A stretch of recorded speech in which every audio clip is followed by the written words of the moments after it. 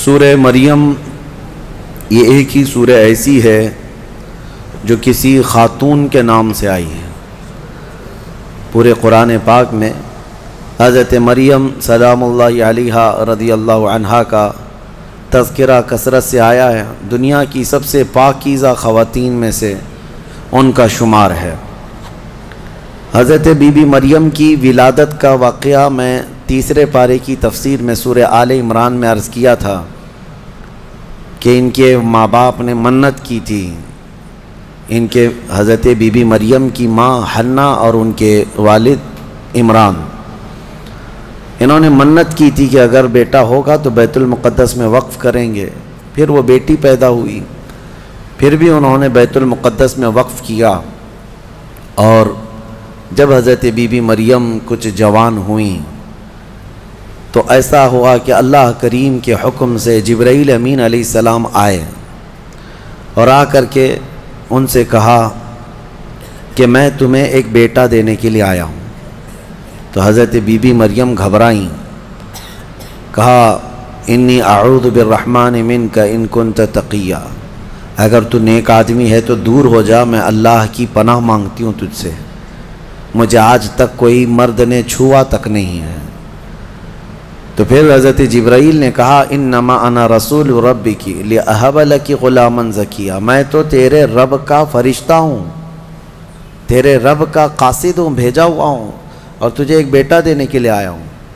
Be be مریم نے پوچھا، قالت انا یکون لی غلام ولم یمسسنی بشر ولم اک بغیا، مجھے بیٹا کیسے ہو سکتا ہے، مجھے آج تک کسی مرد نے چھوا نہیں اور نہ ہی میں بدکار عورت ہوں، مجھے کیسے بیٹا ہوگا؟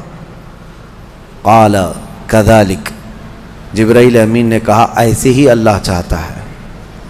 ہوا علی ہین، قال ربک ہوا علی ہین وقد خلقتک من قبل ولم تک ہوا علی ہین ولنجعلہ آیۃ للناس، تیرا رب یہ فرما رہا ہے کہ یہ کام اس کے لیے بڑا آسان ہے، رب تعالیٰ کے لیے بڑا آسان ہے، اور تجھے بغیر کسی شوہر کے ٹچ کیے چھوئے ایک بیٹا دے گا اللہ تعالیٰ، تاکہ اس بیٹے کو اللہ اپنی نشانی بنا دے اور اپنی طرف سے اس کو رحمت بنائے، اور اللہ کا یہ فیصلہ ہے۔ یہ بات چیت ہو رہی کس کے درمیان؟ حضرت بی بی مریم اور حضرت جبرائیل علیہ السلام۔ جبرائیل علیہ السلام اللہ کے فرشتے ہیں۔ فرشتہ السلام علیکم دوستو، آج کی اس ویڈیو میں بتایا گیا ہے کہ حضرت عیسیٰ علیہ السلام اس دنیا میں تشریف کیسے لائے اور وہ نبی کیسے بنے، حضرت عیسیٰ علیہ السلام کی قوم نے حضرت عیسیٰ علیہ السلام کے ساتھ کیا کیا جرم کیے، بی بی مریم کا جو ایک کنورسیشن ہے، اور اللہ نے حضرت عیسیٰ علیہ السلام کی حفاظت کیسے فرمائی۔ اب اس کے بعد اچانک ہوا یہ فَحَمَلَتْهُ فَانْتَبَذَتْ بِهِ مَكَانًا قَصِيًّا، اچانک بی بی مریم حضرت جبرائیل امین کے پھونک مارنے سے حاملہ ہو گئی۔ صرف انہوں نے پھونک مارا، کون؟ جبرائیل امین علیہ السلام، پھونک مارا تو حضرت بی بی مریم کیا ہوئیں؟ حاملہ ہو گئی، اور جیسی وہ حاملہ ہوئیں تو ان کو خوف ہوا کہ اب قوم کیا کہے گی، تو وہ ایک آبادی سے بہت دور چلی گئیں جہاں کوئی نہ دیکھتا ہو، اور وہ ایک گھنی باغیچے کے جو کھجوروں کے درخت وہاں پر تھے اس باغیچے میں چلی گئیں۔ یہ ایسا نہیں ہے کہ یہ حمل 9 مہینے کا تھا، بلکہ یوں حمل ہوا اور پھر بچے کی ولادت بھی، زیادہ دن تک کا یہ حمل نہیں تھا۔ بہرحال جب حضرت بی بی مریم بچے کی ولادت کے آثار نظر آنے لگ گئے، قریب ایک باغیچے میں گئیں، وہاں کا تذکرہ بھی رب تعالیٰ فرماتا ہے فَأَجَاءَهَا الْمَخَاضُ إِلَى جِذْعِ النَّخْلَةِ، ایک کھجور کے درخت کی جڑ کو پکڑ کر کے وہ بیٹھی رہیں، اور پھر اس کے نیچے سے وہاں سے آواز دینے لگی اپنے رب کو کہ مولا میری حفاظت فرما۔ اور درد ایسا ہوتا ہے ولادت کے وقت کا، اس وقت کے الفاظ حضرت بی بی مریم کے قرآن فرما رہا ہے، وہ کہہ رہی تھی کنت نسیا منسیا، یہ درد سے پہلے میں مر گئی ہوتی، بھلا دی گئی ہوتی، کاش میں ان تمام چیزوں میں نہ ہوتی۔ عورت جو ہے اس درد کے وقت بہت ہی زیادہ اس قدر کہ موت کے وقت ہونے والی تکلیف سے تھوڑی سی کم تکلیف بچے کی ولادت کے وقت ہوتی ہے۔ یہ آسان چیز نہیں ہے، اس کی تقریباً 40 کے قریب ہڈیوں سے تو روح نکل چکی ہوتی ہے عورت کے جسم سے جب بچے کی ولادت کا وقت قریب آتا ہے، اور وہ موت کے منہ میں جا کر کے واپس آنا یہ معمولی بات نہیں۔ اسی لیے اللہ تعالیٰ نے قرآن میں اس کا ذکر فرمایا، وحمل یعنی عورت جو ہے حملہ وفصالہ 30 شہر اعتہ کرہا، جب وہ بچے کو جنم دیتی ہے تو بڑی تکلیف کے ساتھ دیتی ہے۔ حضرت بی بی مریم کا بھی جب وہ وقت آیا تو وہ درخت کی جڑ کو پکڑ کر کے آواز دینے لگیں، کاش میں اس درد سے پہلے ختم ہو چکی ہوتی، بھلا دی گئی ہوتی۔ تو رب تعالیٰ کی طرف سے آواز آئی، گھبرا مت اے مریم، تیرا رب تیرے لیے آسانیاں پیدا فرمائے گا، آسانیاں پیدا فرمائے گا۔ اس درخت کو ہلاؤ، پکی کھجوریں گریں گی تم پر۔ حضرت اللہ کی طرف سے حضرت بی بی مریم کو جو پیغامات آ رہے تھے یہ کیا تھے؟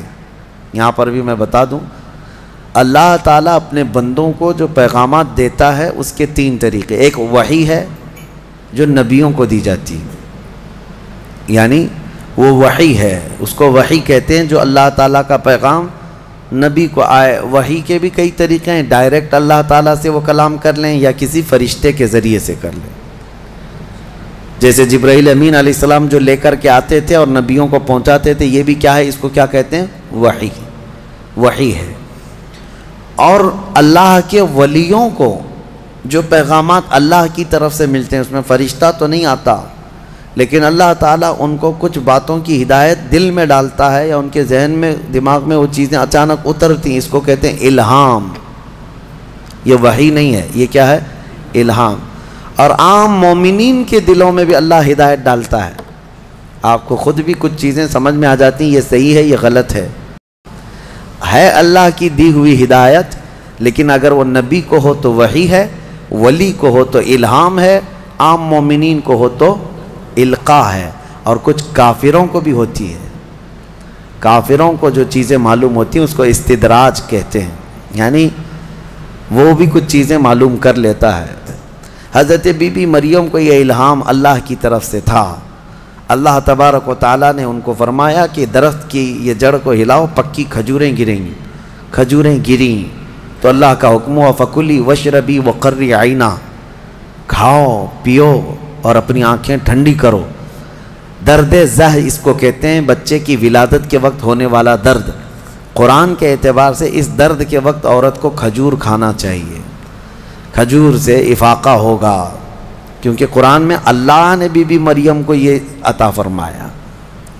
وہ کھجوریں کھائیں اور اس کے بعد اب جو حکم تھا اللہ کا وہ کیا تھا، اگر کوئی آدمی تجھے نظر آ گیا بچہ ہونے کے بعد، بچے کو دیکھ کر کے کوئی بھی اگر تم کو نظر آیا تو بات مت کرنا کسی سے۔ اس وقت چپ کا روزہ ہوتا تھا، یعنی خاموشی کا روزہ، ہماری شریعت میں نہیں ہے لیکن پہلے کی شریعت میں چپ رہنے کا روزہ بھی ہوتا تھا، یعنی وہ جو ٹائم ہے اتنے ٹائم تک کسی سے بات نہیں کریں، یہ ہونا چاہیے، لیکن ہماری شریعت میں نہیں ہے۔ کاش یہ روزہ عورتوں پر ہو جاتا، بہت سارے لوگ محفوظ ہو جاتے ہیں۔ خیر، حضرت بی بی مریم کو کہا گیا کہ چپ کا روزہ رکھنا، اور کوئی بھی اگر بات کرے تو اشارہ کرنا اپنے بیٹے کی طرف کہ اس سے بات کرو، میں آج چپ کا روزہ ہوں، یعنی وہ اشارہ لوگ سمجھ جاتے تھے کہ روزہ ہے۔ تو حضرت بی بی مریم وہاں جب پہنچی تو درد زہ کے بعد حضرت عیسیٰ علیہ السلام پیدا ہو گئے۔ وہ ایک پتھر پر جلوہ بار ہوئے، اور جیسے ہی پیدا ہوئے حضرت عیسیٰ علیہ السلام وہ پاک صاف تھے، کوئی دایا نہیں، کوئی نرس نہیں، کوئی نرسنگ ہوم نہیں، یہ اللہ تعالیٰ کی قدرت تھی۔ ایک صحیح سلامت بیٹا، اور وہ بھی اللہ کی نشانی بنانی تھی بغیر باپ کے۔ حضرت عیسیٰ علیہ السلام پیدا ہوئے اور حضرت بی بی مریم اپنے بیٹے کو اٹھائیں اور لے کر کے چل پڑیں ایک ہی دن میں۔ یعنی جس کا بچہ ہوا ہوتا ہے وہ عورت کمزور ہو جاتی ہے، لیکن حضرت بی بی مریم اپنے بیٹے کو اٹھائیں اور چل پڑیں۔ جیسے ہی وہ بستی کی طرف آنے لگی، ان کی گود میں بچہ تھا، لوگوں کی نظر پڑ گئی، کوئی ادھر ادھر چیمی گوئیاں شروع ہو گئیں، باتیں کانا پوسی، لوگ جمع ہوئے اور پوچھنے لگے یا اخت ہارون ما کان ابوک امرأ سوء وما کانت امک بغیہ، اے مریم تو بڑی پاک خاتون ہے، اخت ہارون کہا جاتا تھا پاک عورت کو، تو بالکل ہارون کی بہن کی طرح ہے، تو نے یہ کیسے کر لیا؟ نہ تیرا باپ بدماش تھا، نہ تیری ماں بری تھی، یہ کہاں سے آ گیا تیرے اندر بچہ؟ فاشارت الیہ، بی بی مریم نے اپنے بیٹے کی طرف اشارہ کیا، اس سے بات کرو، میں آج چپ کا روزہ ہوں۔ لوگوں نے کہا ہم اس سے کیسے بات کریں جو گود میں بیٹھا ہوا ہے؟ گود کے بچے سے بات کریں گے؟ تو اشارہ اس طرف کر رہی ہے۔ تو لوگ ابھی یہ بات چیت کر ہی رہے تھے، گود میں سے ہی حضرت عیسیٰ علیہ السلام بول پڑے۔ کیا کہتے ہیں؟ اے لوگوں، میں اللہ کا بندہ ہوں، انی عبداللہ، میں اللہ کا بندہ ہوں، اور اس نے مجھے نبی بنا کر بھیجا ہے۔ حضرت عیسیٰ علیہ السلام کو گود میں ہی نبوت ملی ہے، گود میں نبوت ملی ہے، اس نے مجھے نبی بنا کر بھیجا ہے، صرف نبی نہیں، وجعلنی مبارکہ، اور مجھے برکت والا بنا کر بھیجا ہے، اور پھر مجھے اللہ نے یہ حکم دیا ہے میں جہاں کہیں پر بھی رہوں نماز قائم کروں، زکوٰۃ دیتا رہوں، جب تک میں زندہ رہوں نماز قائم کرتا رہوں اور زکوٰۃ دیتا رہوں، ان کی امت کی اور ان کی شریعت کی جو نماز رہی۔ اور پھر اللہ نے مجھے حکم دیا ہے کہ میں میری ماں کا فرما بردار رہوں اور اس کا نافرمان نہ رہوں۔ اور پھر آخری والا جملہ تو بہت امپورٹنٹ ہے ہم سنیوں کے لیے، جو عیسیٰ علیہ السلام نے کیا۔ عیسیٰ علیہ السلام کی ولادت کا دن، جیسے کہ آج پوری دنیا میں کرسچن بھی مناتے ہیں 25 دسمبر کو، کرسمس جو مناتے ہیں، الگ الگ روایتیں واللہ عالم جو بھی ان کی پیدائش کا دن رہا، لیکن عیسیٰ علیہ السلام کا یہ جملہ بڑا امپورٹنٹ ہے۔ آخر میں اپنی گود میں انہوں نے کیا کہا؟ کہتے ہیں مجھ پر اللہ کی سلامتی ہو جس دن میں پیدا ہوا، جس دن میں پیدا ہوا، اور جس دن میں انتقال کروں گا، اور جس دن میں اٹھایا جاؤں گا، وہ سب ان سب دنوں پر اللہ کی سلامتی ہو۔ عیسیٰ علیہ السلام جس دن پیدا ہوئے وہ سلامتی والا دن ہے، تو 12 ربیع الاول کیوں نہ سلامتی والا دن؟ میرے آقا صلی اللہ علیہ وسلم جس دن پیدا ہوئے کیا وہ سلامتی والا دن نہیں ہے؟ اور ایک نبی خود اپنی ولادت کے دن سلام بھیج رہے ہیں، اور یہاں کروڑوں امتی اپنے نبی کے پیدائش کے دن سلامتی بھیجیں، تو یقیناً یہ قرآن کے حکم کے مطابق ہے۔ بہرحال یہاں تک بات ہوئی، اب چپ ہو جانا چاہیے۔ بچے کی زبان سے جب یہ باتیں سن لی، یہ معجزہ نہیں تو اور کیا ہے؟ اس کے بعد عیسیٰ علیہ السلام ایسا نہیں کہ گود میں ہی بولتے تھے، بس اتنا بولے اور خاموش ہو گئے۔ پھر جب بولنے کی عمر آئی بچوں کی، تب آپ پھر بولنے لگے۔ اب عیسیٰ علیہ السلام کے متعلق اب سنیے، جب آپ پھر جوان ہوئے اور عجیب و غریب باتیں، ظاہر سی بات ہے اللہ کے نبی ہر زمانے میں پاک لوگ ہوا کرتے ہیں، پاکیزہ لوگ، ان کی زبان میں اثر الگ۔ پھر اللہ تبارک و تعالیٰ نے آپ کو جب نبوت گود میں عطا کی تھی تو جوان ہوتے ہی آپ نے تبلیغ اپنے دین کی شروع فرمائی، لوگوں کو ایمان کی طرف بلائے، ایک خدا کی عبادت کی طرف، آخرت کی طرف لوگ آتے رہے اور آپ کی طرف متوجہ ہوتے رہے۔ یہ زمانہ یہودیوں کا ہے، بڑے ڈینجر لوگ ہیں ہر زمانے میں، یہ یہودی بڑے ڈینجر ہیں۔ کیوں؟ ان کے اوپر اللہ نے قرآن میں لعنت فرمائی ہے۔ یوں ہی نہیں، یہ ان یہودیوں نے تقریباً 10,000 نبیوں کا قتل کیا ہے۔ ہاں، جیوز لوگوں کو آج برا لگتا ہے میری تقریروں کو کوٹ کر کے بہت سارے جگہ، اس وجہ سے تو میری تقریریں لے کر اسرائیل والے بیٹھے ہیں، مجھے ویزا نہیں دیتے، مجھے اس سے فرق نہیں پڑتا۔ ہمارے لیے جو اصلی ویزا ہے وہ مدینہ طیبہ کا ہے، جب تک وہ دروازہ کھلا ہے ہماری روح جسم میں باقی ہے۔ اور میرے آقا صلی اللہ تعالیٰ علیہ وسلم کے عنایت سے، ان کے کرم سے ہمیں اتنا یقین ہے کہ اگر جانے کی طاقت استطاعت کہیں کی بھی نہ ہو، اتنا یقین ضرور ہے میرے اعمال کا بدلہ تو جہنم ہی تھا، میں تو جاتا میرے سرکار نے جانے نہ دیا۔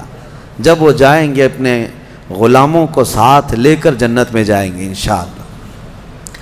یہودیوں نے اس وقت بھی نبیوں کی دشمنی کی تھی، اب عیسیٰ علیہ السلام کے دشمن ہو گئے۔ ان کو یہ تھا کہ ان کی طبیعت کے خلاف جب بھی کوئی بات کرے تو اس کے دشمن ہو جاتے تھے۔ یہودیوں کو یہ چاہیے تھا کہ ان کی طبیعت میں جیسی ہے ویسی شریعت ہونی چاہیے، الگ سے اللہ کے احکامات کو نہیں ماننا ہے، کتاب کے جو احکامات ہے اسے نہیں ماننا ہے، نبیوں کے احترام نہیں ہے، ان کو خود کی بنائی ہوئی شریعت چاہیے۔ بڑے امیر لوگ کچھ غلطی کریں تو انہیں معاف کرنا چاہیے، غریب لوگ کریں تو انہیں خوب مارنا چاہیے، یہ یہودیوں کی طبیعت تھی، یہودی یہ چاہتے تھے۔ عیسیٰ علیہ السلام جب جوان ہوئے تو آپ کی طرف لوگ ایمان والے بڑھنے لگ گئے، ان کو حواریین کہا جاتا ہے، جیسے میرے آقا کے ساتھیوں کو کیا کہتا ہے؟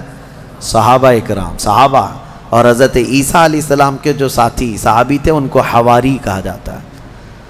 وہ بڑے مخلص لوگ آپ کے ساتھ تھے، 12 لوگوں کا تو ذکر آیا ہے اور 4 مشہور شاگرد ہیں، انہی 4 لوگوں نے حضرت عیسیٰ علیہ السلام کی پوری انجیل کو ترتیب دیا، یوحنا، لوقا، متی، مرقس، یہ 4، انہی کے 4 ناموں سے آج انجیل بھی، بائبل بھی ہے۔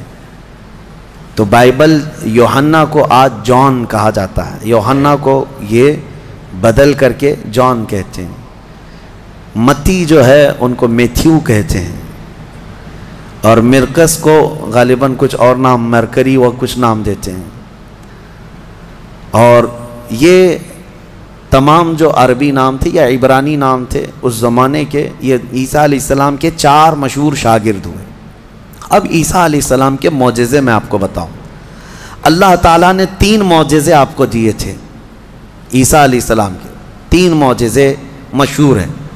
پہلا معجزہ یہ ہے کہ وہ نابینا آدمی جو مادر ذات پیدائشی اندھا ہے، اس کی آنکھوں پر ہاتھ رکھتے تو اس کو آنکھیں آ جاتی، اور جو کوڑ کی بیماری میں مبتلا ہے، سفید داغ کی بیماری یا کوڑ کی بیماری میں مبتلا ہے، عیسیٰ علیہ السلام اس کے جسم پر ہاتھ پھیرتے تو وہ کوڑ کی بیماری ختم ہو جاتی۔ سفید داغ آج بھی لا علاج بیماری ہے، کوڑ کی بیماری لا علاج ہے، جیسے کہ مشہور ہے۔ اور تیسری چیز یہ ہے کہ مٹی کے پرندے ہوں، انہیں پھونک مارتے تو وہ زندہ ہو کر اڑ جاتے تھے۔ ہاں، مٹی کے پرندے، اس وقت ٹوائز ہو سکتا ہے مٹی کے بنتے ہوں گے، کھلونے۔ عیسیٰ علیہ الصلوۃ والتسلیم صرف مٹی کے پرندوں کو نہیں، کئی مرتبہ قبروں میں سوئے ہوئے مردوں کو بھی آپ نے زندہ کر کیا ہے۔ قبر پر کھڑے ہو کر کے آپ کہتے قم باذن اللہ، اللہ کے حکم سے اٹھ جا تو مردہ زندہ ہو جاتا۔ آپ نے اپنی زندگی میں 3 مردوں کو زندہ کیا، اور وہ جیے بھی اور پھر چند دنوں کے بعد پھر مرے بھی۔ یہ معجزہ تھا عیسیٰ علیہ السلام کا، اور اس کے علاوہ کچھ خاص باتیں ان کی یہ بھی ہیں، وہ اے لوگو تم اپنے گھروں میں جو کچھ جمع کرتے ہو اور جو کچھ کھاتے ہو میں ان سب کی خبر دیتا ہوں، میں سب جانتا ہوں، میں تمہیں خبر دے سکتا ہوں۔ عیسیٰ علیہ السلام اپنے گھر میں بیٹھ کر امتیوں کے گھروں میں کیا ہے سب جانتے تھے، یہ قرآن سے ثابت ہے۔ پھر بھی یہ ظالم ہمارے نبی کے متعلق کہتے ہیں کہ ان کو پیٹھ پیچھے کا علم نہیں تھا۔ بنی اسرائیل کے نبی عیسیٰ علیہ السلام کے بارے میں یہ یقین ہے، قرآن کہہ رہا ہے وہ اپنے امتیوں کے گھروں میں موجود کھانا جمع کرنا، اس کو وہ جانتے تھے عیسیٰ علیہ السلام، اور وہ عیسیٰ جو خود میرے نبی کی امت میں آنے والے ہیں، جو اخیر زمانے میں میرے آقا کی امت میں آنے والے ہیں، وہ جب سب کے گھروں کے حالات جانتے تھے تو پھر میرے آقا صلی اللہ تعالیٰ علیہ وسلم اپنے امتیوں کے احوال سے کیسے بے خبر ہو سکتے ہیں؟ الحمدللہ بریلویوں کا یہی کہنا ہے، اور اعلیٰ حضرت فاضل بریلوی رحمۃ اللہ علیہ کا یہ احسان ہے کہ آپ نے صحیح سمت میں جو صحابہ کا عقیدہ تھا وہی عقیدہ ہمیں عطا کیا ہے۔ ہم یہاں سے پکاریں وہ وہاں سے سنیں، مصطفیٰ کی سماعت پہ لاکھوں سلام، اور کوئی غیب کیا تم سے نہاں ہو بھلا، جب نہ خدا ہی چھپا تم پہ کروڑوں درود۔ حضور پاک صلی اللہ تعالیٰ علیہ وسلم کی نظروں میں اللہ نے سب چیزوں کو عیاں کر دیا۔ اب اس کے بعد ہوا کیا؟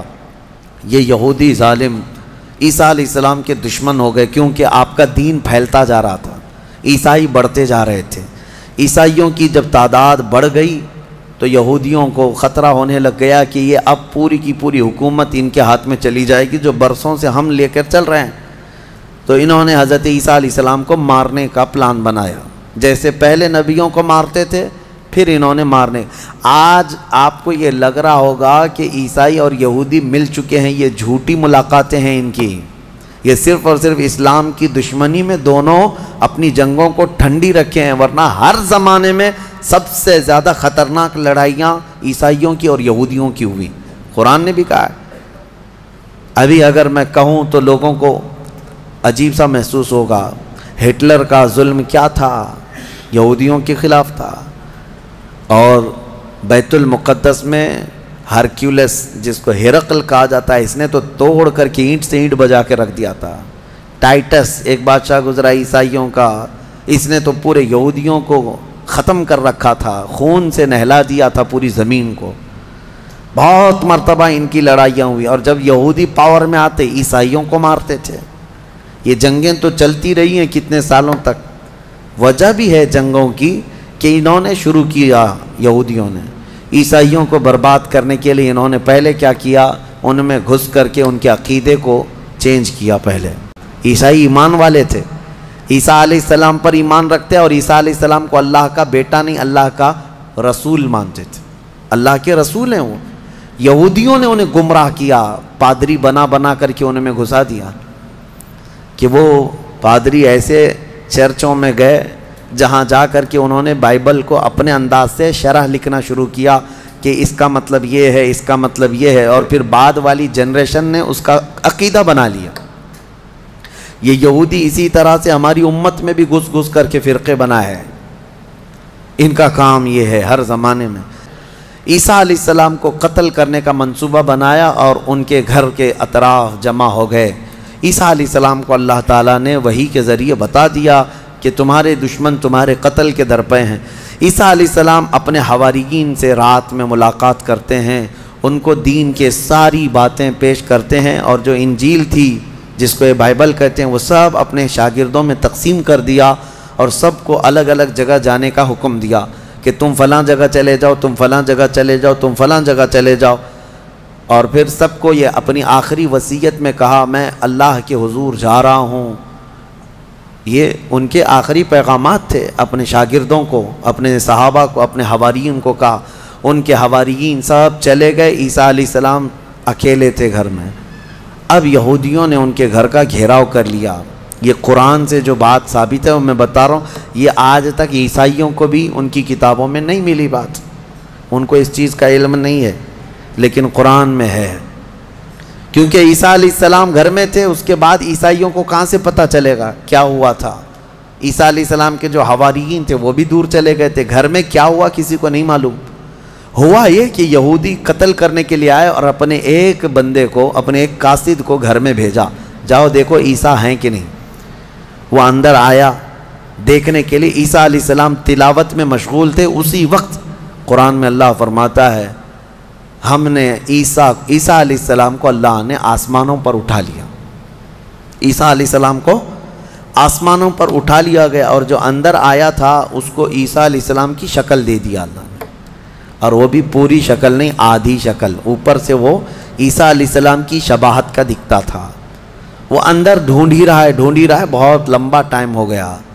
یہودیوں نے دیکھا ہمارا بندہ اندر گیا ابھی تک آیا نہیں. بہت دیر انتظار کرنے کے بعد جب وہ نہیں آیا باہر، تو سارے یہودی تلوار سوتے خود ہی گھس گئے اندر گھر کے اندر. اور جا کر کے دیکھا تو یہ شخص کھڑا تھا، عیسیٰ علیہ السلام کی شکل تھا.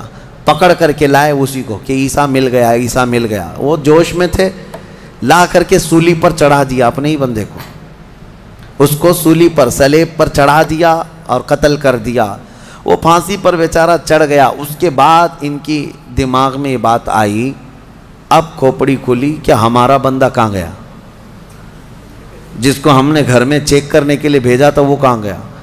تو بعض لوگوں نے پیر یعنی ناف سے لے کے نیچے تک کا حصہ دیکھ کر کے کہا یہ تو ہمارا بندہ دکھتا ہے، ہمارا آدمی دکھتا ہے جس کو ہم نے اندر بھیجا تھا، اس لیے کہ اس کے نیچے کا حصہ جو ہے ہمارا وہ جو شخص تھا اس سے ملتا جلتا ہے. تو پھر وہ کہنے لگے یہ اگر ہمارا یہ آدمی ہے تو پھر عیسیٰ کہاں گئے، وہ کہاں ہیں، گھر کے اندر سے کہاں چلے گئے. ہم نے تو گھر کا گھیراؤ کیا تھا. وہ اسی شک میں پاگل ہوتے رہے بیچارے.